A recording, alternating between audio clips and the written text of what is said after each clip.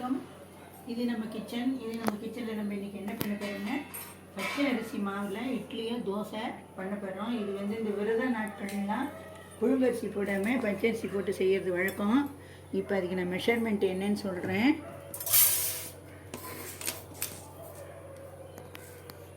இந்தமாரி 3 கப்பு பச்சரிசி எடுத்துக்கணும். கும்பாரமாக எடுத்துக்கணும். இந்த ஆழாக்கில் எதில் எடுத்துக்கிறீங்களோ அதில் எடுத்துக்கணும். 3 கப்பு பச்சரிசி எடுத்துக்கணும்.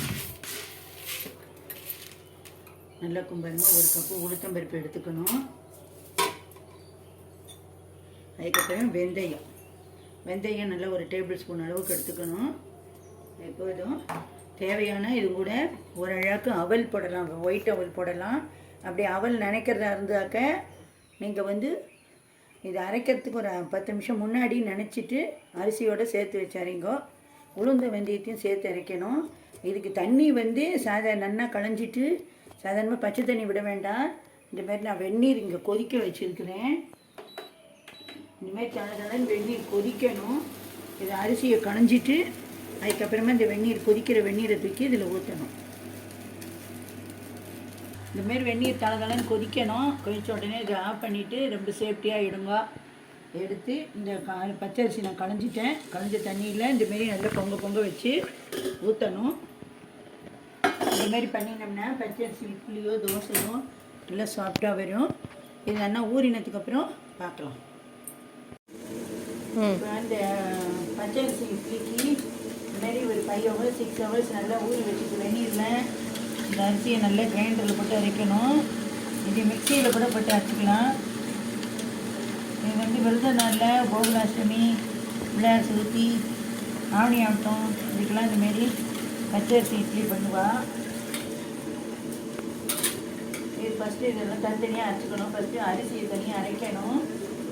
அரைக்கும் போதே இது மசிச்சு வரும்போதே இதில் உப்பு போட்டுடலாம்.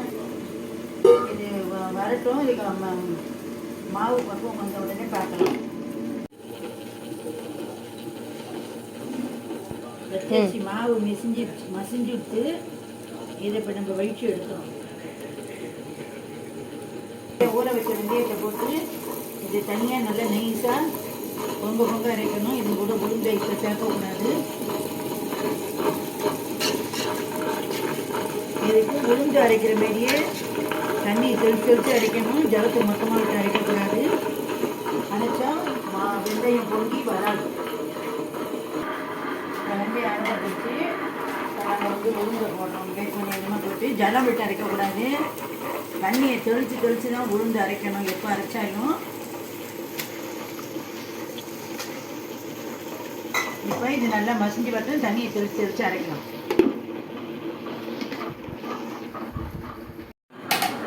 இப்போ உளுந்து மாவு நல்லா மசிஞ்சு வந்துட்டு நம்ம பொங்கி வராமல் இருக்கிறதுக்காக 2 அடுக்கில் அரிசி அரைச்சி மாவு எடுத்துருக்கோம்.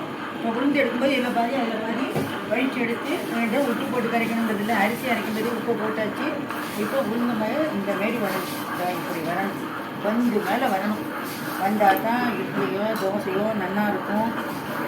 சில பேர் கல்லூரில் இந்த உளுந்து தப்பிச்சு போயிடும். அதுக்கு என்ன பண்ணணும்னா நம்ம கையை விட்டு நம்ம தான் இது பண்ணிக்கணும். இல்லை இதை வாங்கும்போதே ஒரு கரண்டி ஒன்று கொடுத்துருப்போம். அந்த கரண்டியை போட்டு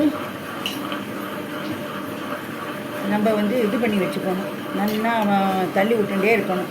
இல்லை நமக்கு ஒரு அர்ஜென்ட்டு வேணும், ஒரு அர்ஜென்ட்டாக கணவரம் பண்ணுறோம் அப்படின்னா கூட என்ன பண்ணுறோம் அப்படின்னா இந்த உளுந்தை மட்டும் மிக்சியில் போட்டு நைஸாக அரைச்சிட்டு அதுக்கப்புறம் தண்ணி விடாமல் நைஸாக கெட்டியாக லேசாக ஜலத்தை விட்டு அரைச்சிட்டு அதை அப்படியே இந்தமாரி கிரைண்டரில் போட்டு அரைச்சி எடுத்தோம்னா நிமிஷமாக வந்துடும்.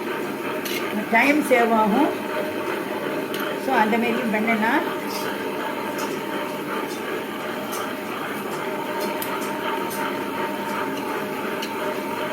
இது இட்லி தோசை எது வேணாலும் பார்க்கலாம். ஊத்தப்பம் பார்க்கலாம். புளிப்பணியாரம் பண்ணலாம். இதுலேயும் கூட சில மிக்சிங் பண்ணி ஆப்பம் ரெடி பண்ணி ஆப்பம் பார்க்கலாம்.